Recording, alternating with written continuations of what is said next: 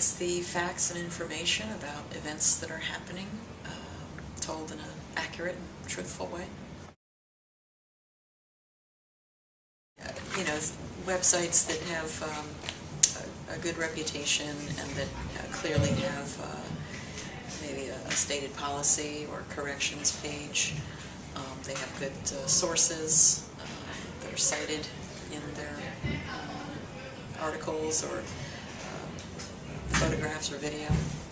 Some news networks might be better because they actually inform you a little bit more and might be a little bit detailed. Like, if you ever watch like 60 Minutes, that will give you a lot more information than probably Channel 4 or Fox 5. I just prefer to use news media that is less instant, maybe. Use social media to find links to other news. Social media ruins the consumption of the news because it's biased. It actually portrays, they take little bits and pieces and portray it to be something that it actually isn't. So far as like, in particular, we could say crime. In DC, they make it seem like crime is like polluting the streets and it only might affect certain individuals, mainly black people. Well, I check it out. If I see a statement on Twitter, I'll immediately look it up on different news sites. Or if there's a tweet that has a link, I'll follow that link and see where it leads me. I don't think you really can. I think that you can use critical thinking to determine whether or not it's believable, sort of in the bigger context, but I think ultimately, as long as we're able to have the freedom to put whatever information you want up on the website, without being credibly fact-checked, then you'll never know whether it's entirely true.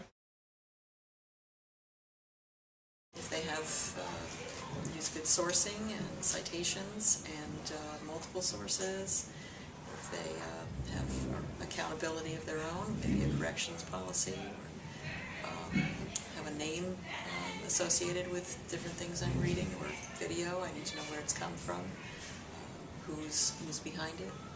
All of those things are information I need to check out.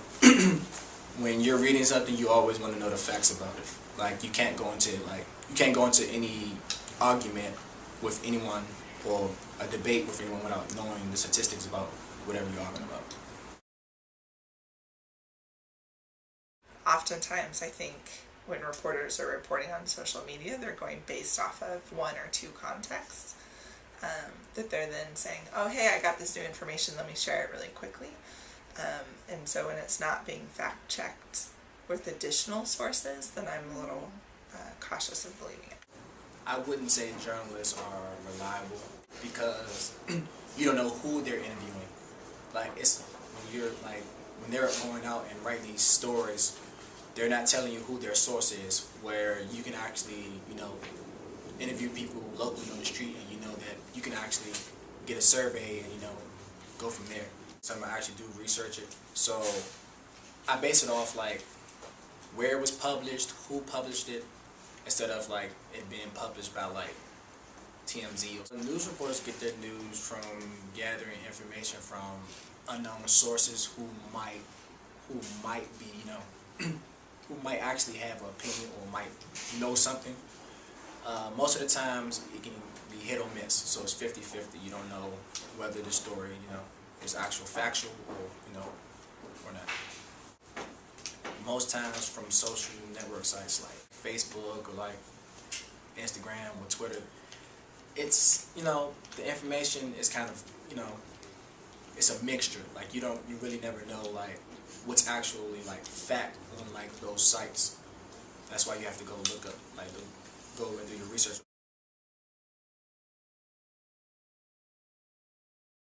Nothing is credible anymore. Everything can be like altered. Like, if you post something on Facebook, somebody can just re-say it and say it totally differently. You can't really trust social media and stuff like Twitter and stuff, because that stuff is like based on opinion, that fact. It's entertaining. I guess I don't use it that much, but when I do use it, it's more of giving me information about who the person is, and not so much about what's going on in the world. You might have posts here and there about important stuff. If you want to find out if something is true, you better go watch the real news. That's the only way you can find out.